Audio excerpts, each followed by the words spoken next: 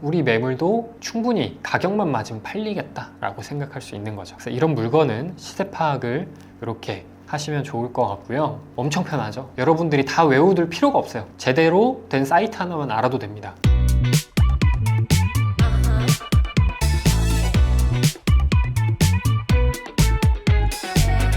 오늘은 제가 이 영상 하나만 봐도 여러분이 레벨 0에서 입찰까지 갈 수 있도록 만들어 드리려고 합니다.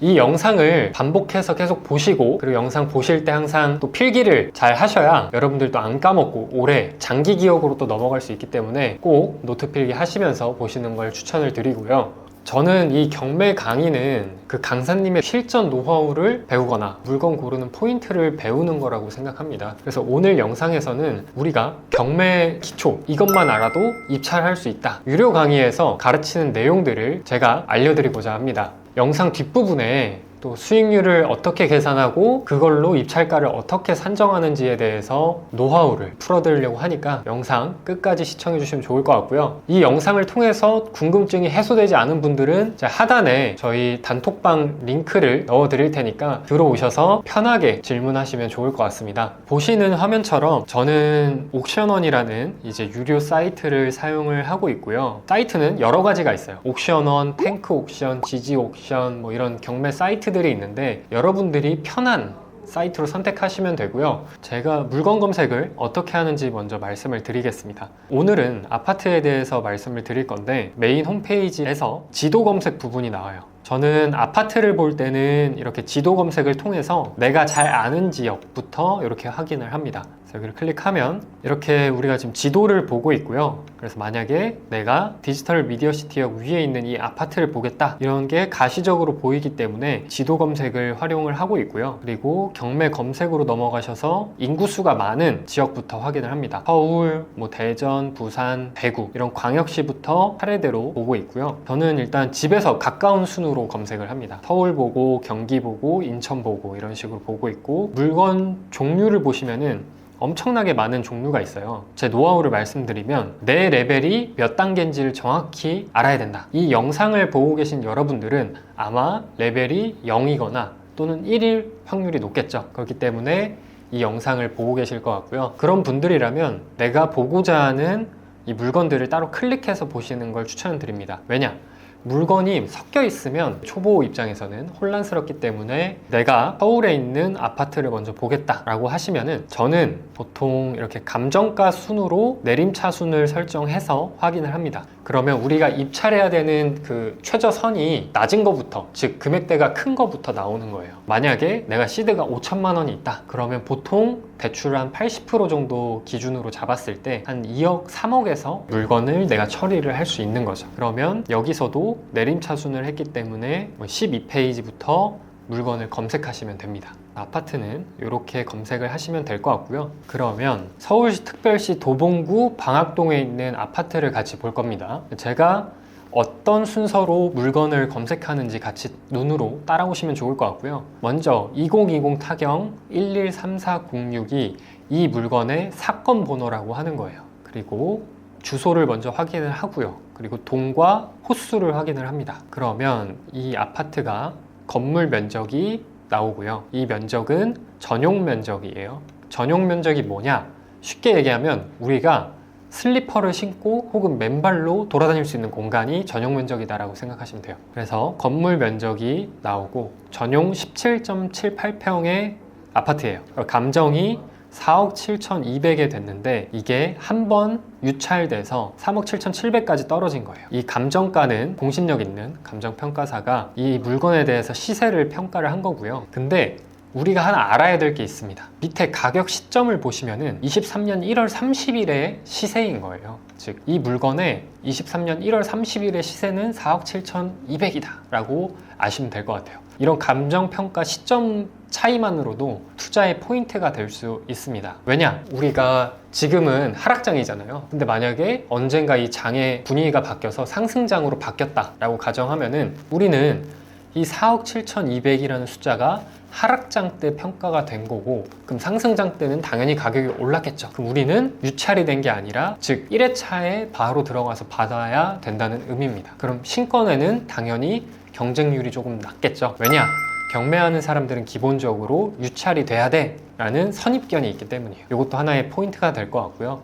최저가라는 거는 보통 지역별로 조금은 달라요. 서울은 20%, 경기는 30%. 이 퍼센트가 뭘 의미하냐? 이 감정가에서 한 번 유찰됐을 때 떨어지는 퍼센트를 의미해요. 우리가 이 보증금을 간과하는데 제가 만약에 10번 입찰 가면 한 2번 정도는 보증금을 적게 내가지고 낙찰을 받았다가 취소되는 그런 사례들이 있습니다. 그래서 우리는 이 보증금의 기준이 뭐냐를 봐야 돼요. 보증금의 기준은 뭐냐? 우리가 입찰하는 당일의 최저가를 기준으로 하고요. 보증금은 이 최저가의 10%다라고 이해하시면 됩니다. 여기까지 이해되셨죠? 그러면 이 표를 보고 우리가 해석을 할 줄 알아야 되는데 24년 1월 23일에 우리는 여기 법원으로 입찰을 하러 가야 되고 우리가 이 물건을 낙찰 받으려면 3억 7,760만 원 이상 써야 된다는 거예요. 이렇게 이해하시면 될 것 같습니다. 지도를 통해서 이 물건의 전체적인 위치를 봅니다. 저는 위치를 볼 때 이렇게 줌을 쭉 당겨서 아 여기가 도봉구에 있는 아파트구나 라는 걸 거시적인 뷰로 한번 확인을 하고요. 방학역, 창동역과는 거리가 그래도 조금은 있구나. 주위에 아파트들이 있어서 인프라는 괜찮겠다. 방학천이 있어서 산책이나 삶의 질은 좀 괜찮겠다. 우리가 이 지도를 보고 또 해석을 할 줄 알아야 돼요. 우리 물건은 101동 612호예요. 여기 동수가 적혀 있죠. 101동에 여기 13-14F-1 이렇게 돼 있어요. 이게 뭐냐? 왼쪽부터 13호 라인이다. 그리고 14F 얘의 최고층은 14층이다. 오른쪽부터 1, 2, 3, 4, 5 쭉쭉쭉 가서 맨 왼쪽이 13호라는 의미예요. 요것만 알면 우리가 지도를 보고도 해석이 가능하다는 겁니다. 그리고 79.3제곱미터 이게 전용 평수인 거죠. 보시면은 우리가 101동의 6층에 12호 라인이니까 여기 되겠죠. 요 라인. 그래서 동과 거리도 뭐 나쁘진 않을 것 같고 앞에 6층이기 때문에 조금은 막힐 것 같네요. 그래서 요런 앞에 뷰가 어떤지 동간 사이가 어떤지 그리고 여기는 1층에 차를 대는 방식이기 때문에 주차난이 좀 있을 수 있겠다까지 확인이 가능한 거죠. 그래서 이렇게 세부적인 건물의 컨디션을 체크를 하면 되고요. 이 사진을 통해서 이런 구축 아파트구나를 확인을 하고요. 복도식이구나, 이런 데구나, 구축이네, 연식이 좀 있네 확인을 하시면 될 것 같고요. 구조가 이렇게 돼 있구나. 하나 더 팁을 알려드리면 우리가 여기 카카오 맵을 통해서 건물의 뷰나 그리고 호수 이런 위치를 확인을 했죠. 여기서 우리가 하나 더 확인할 수 있는 게 있습니다. 1층, 2층, 3층, 4층, 5층, 6층이죠. 여기 호수예요. 근데 이 밑에 호수를 보면은 창문이 하얘요. 샤시라고 하는 건데 이 샤시가 하얗단 말이죠. 그러면 비교적 최근에 수리를 한 호수다. 근데 우리 거 보면은 어때요? 까맣죠?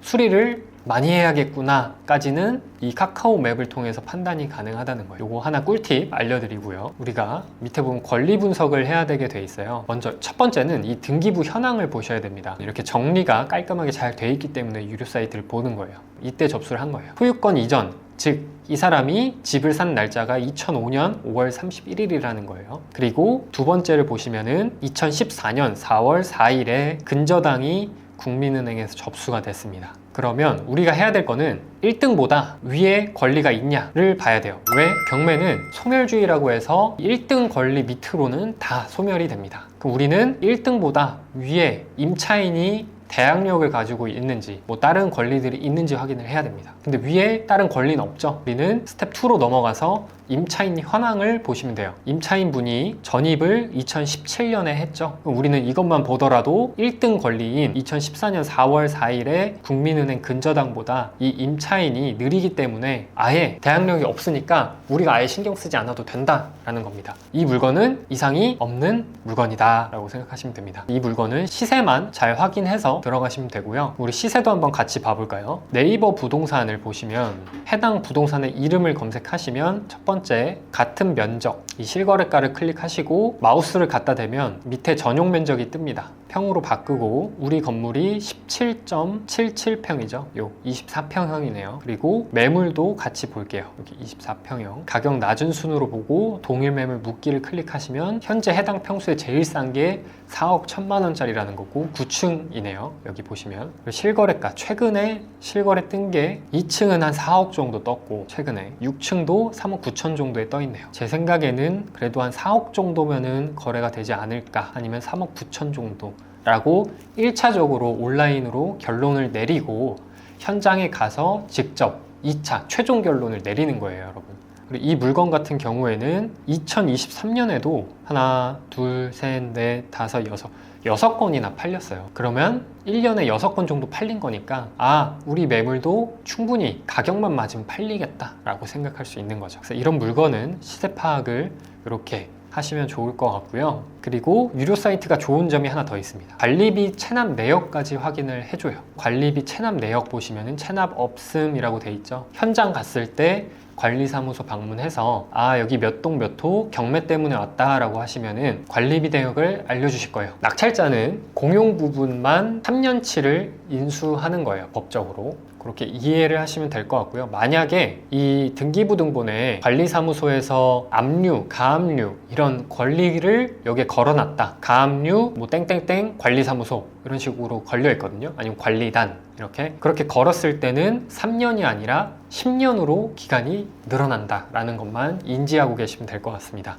여기까지 경매를 기본적으로 어떻게 봐야 되는지를 설명을 드렸고, 이제 서류들을 하나하나 제가 설명을 해드릴게요. 건물 등기, 감정평가서, 현황조사서, 매각물건명세서, 뭐 세대열람이랑 문건 송달 내역 이렇게 하나하나씩 볼 건데요. 저는 이렇게 표현을 합니다. 이 건물 등기는 건물의 히스토리를 담고 있다 라고 표현을 해요. 이 등기부 등본을 해석할 줄 알면 이 건물의 현재 스토리를 파악을 할 수가 있는 거죠. 같이 한번 보겠습니다. 스토리 부분만 보시면 뭐 표제부는 그냥 건물의 큰 틀을 알려주는 거다. 그래서 건물이 뭐 어떤 소재로 지어졌는지 뭐 이런 거 확인하시면 되고요. 우리에게 중요한 건 등기부 등본을 쭉 내려보면은 요약본이 나옵니다. 가꾸는 소유권에 대한 스토리가 정리되어 있는 거예요. 물건의 스토리를 알면 뭐가 좋냐? 바로 명도 전략을 세울 때. 왜냐?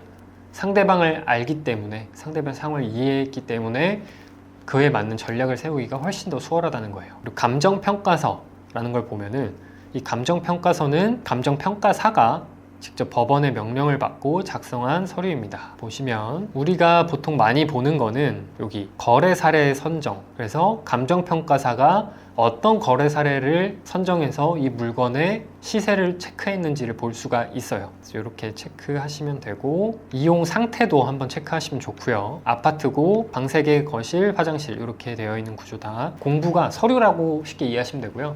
서류와 현장에서 확인했을 때 차이가 없다라고 이해하시면 됩니다. 법원에서 현장 조사를 할 수 있게 집행관을 현장에 보내서 누가 점유하고 있는지를 조사하게 하거든요. 그랬을 때 언제 나갔고 임차인이 점유를 하고 있었다라고 돼 있죠. 다만 만나지는 못했고 전입세대 열람에 있는 내용을 가지고 작성했다라고 되어 있네요. 우리한테 중요한 건 이 서류죠. 바로 매각물건 명세서입니다. 가장 먼저 봐야 될 게 최선순위 설정 1등 권리를 법원에서 이렇게 지정을 해줘요. 2014년 4월 4일에 근저당이 1등 권리다라고 지정을 해주고요. 배당 요구 종기는 말 그대로 법원에서는 이 물건에 대해서 내가 돈을 빌려줬거나 돈 받을 게 있는 사람들은 신청을 하세요 라고 해서 사전에 마감 기한을 주고 안내를 하거든요. 배당 요구 종기는 마감 기한이다 라고 생각하시면 됩니다. 그리고 헛땡땡한테 임차인 통지서를 발송했다라고 했는데 이 송달 결과를 보시면 임차인 헛땡땡한테는 도달이 돼 있죠. 그 얘기는 이 임차인이 이 집에 살고 있다는 거예요. 임차인이 받았다는 거니까 그거를 확인할 수 있습니다. 그래서 문건 송달 내역에서는 이 두 가지를 확인하시면 됩니다.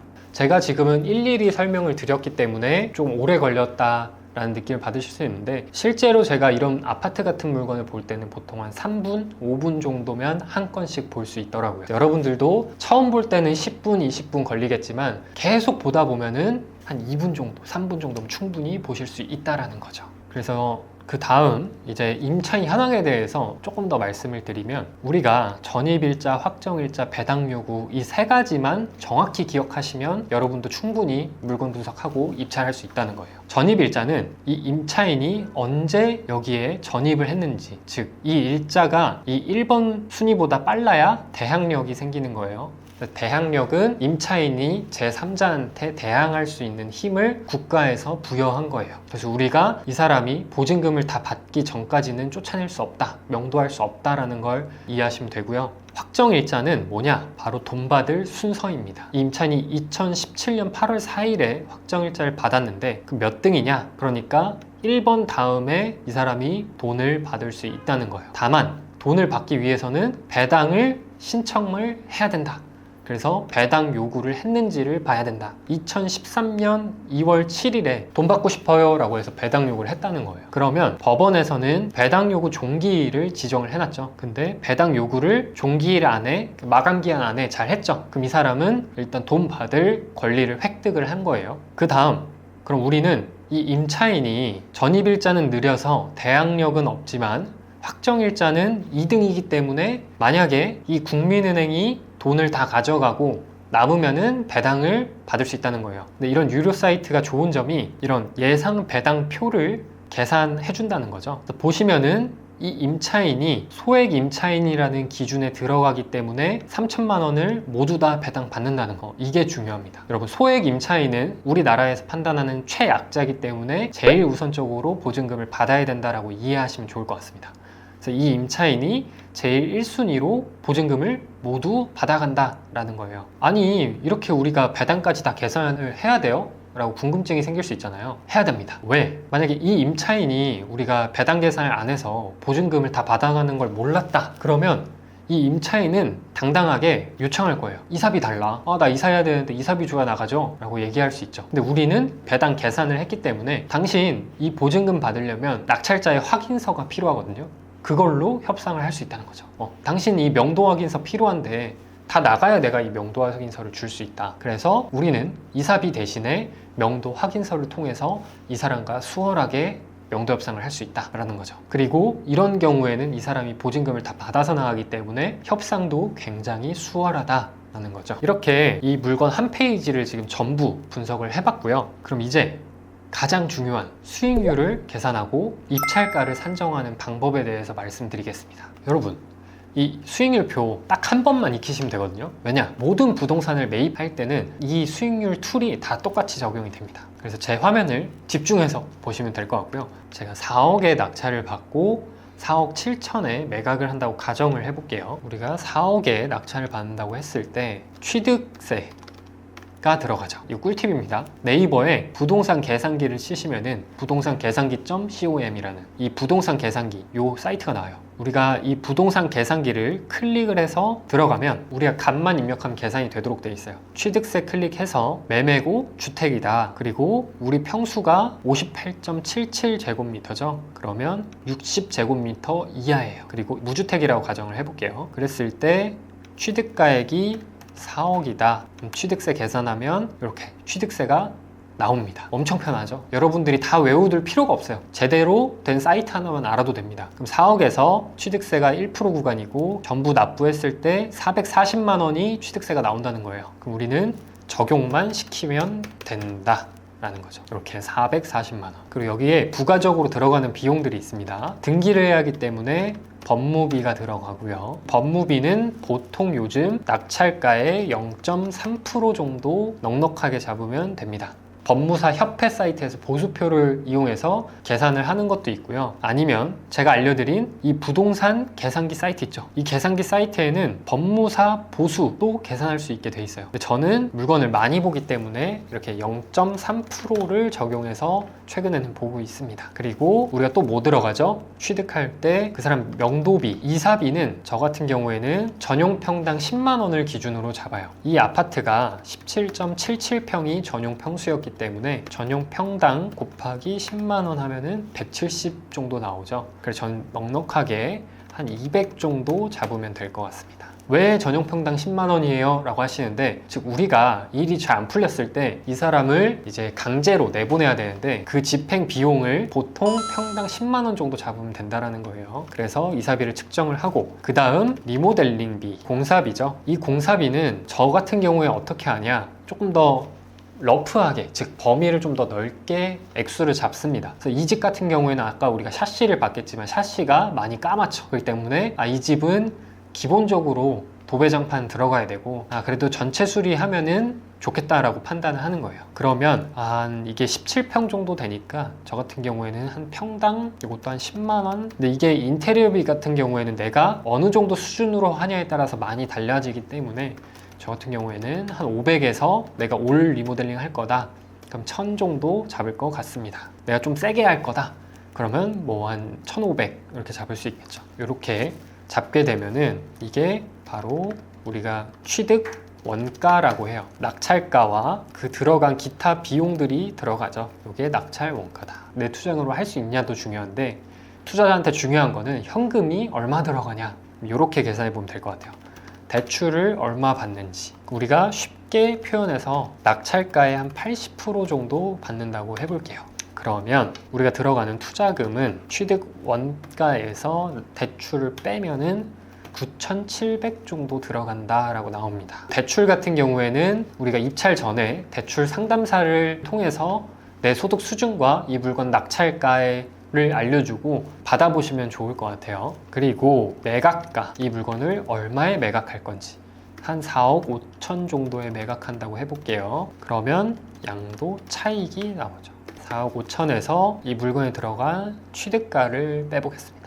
3,200 정도가 나와요. 여기에서 이제 내가 뭐 개인으로 투자를 할 건지 매매 사업자로 할 건지 아니면 법인으로 할 건지 이 명의에 따라서 세금 구하는 방식은 다릅니다. 계산기 사이트를 통해서 확인을 해보셔도 되고요. 제일 정확한 거는 홈택스에서 이 양도세 미리 계산하기라는 메뉴가 있어서 여기를 통해서도 정확하게 계산을 해볼 수가 있고요. 그럼 우리는 오늘 부동산 계산기를 통해서 한번 확인을 해볼게요. 양도세를 체크하시면 내 상황, 주택인지 뭔지를 클릭하시고 무주택자 기준으로 진행을 해볼게요. 기본공제, 이게 1년에 인당 250만 원을 기본공제를 받을 수가 있는 거예요. 그래서 안 받은 분들은 체크하시면 되고요. 취득가액 4억에 낙찰받았으니까 양도가액 4억 5천, 필요 경비는 요 항목을 통해서 내가 체크를 해보시면 되고요. 대략 한 1,000만 원 정도 들어갔다고 계산을 해볼게요. 취득 일자 23년 12월 22일,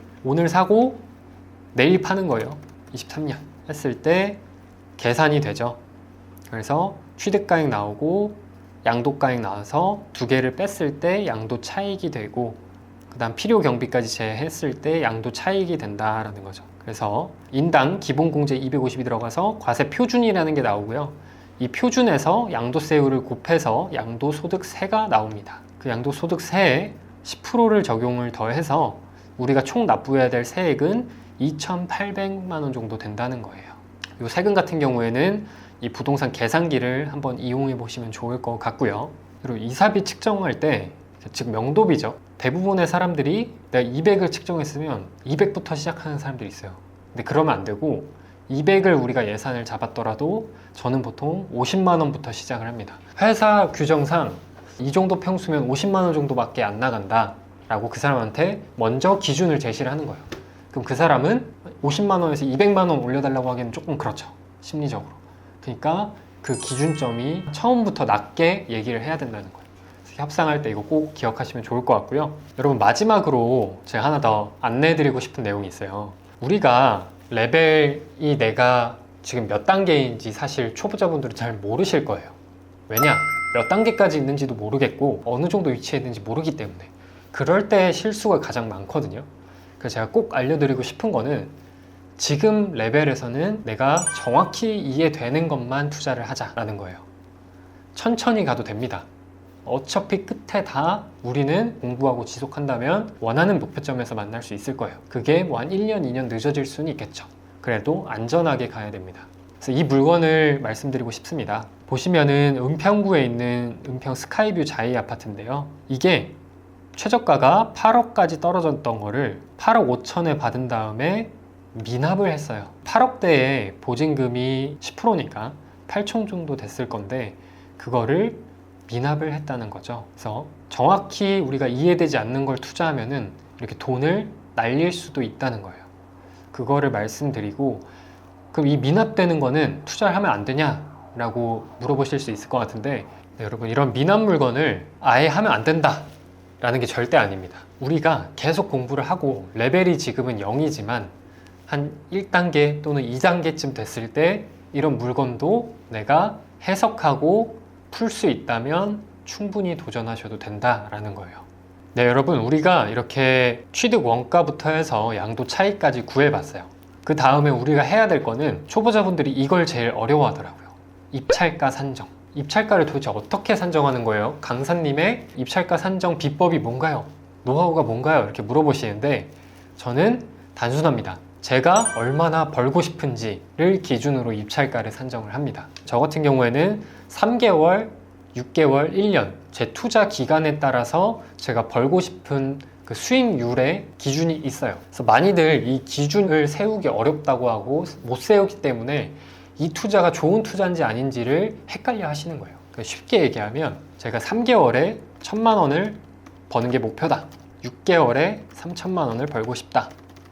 1년에 5,000만 원을 벌고 싶다. 이렇게 가설을 세우는 겁니다. 그래서 이 기준을 통해서 일단 투자를 해보는 거예요. 역으로 입찰가를 산정을 해보는 거예요. 아무런 비용 없다고 가정했을 때 내가 이 낙찰가 4억에 낙찰을 받고 4억 5천에 팔 수 있다라고 하면은 우리가 이 물건을 통해서 그냥 아무런 비용이 없다고 가정하면 약 5천만 원의 시세 차익을 만드는 거죠. 아, 이 물건은 내가 6개월 안에 처리를 할 수 있어.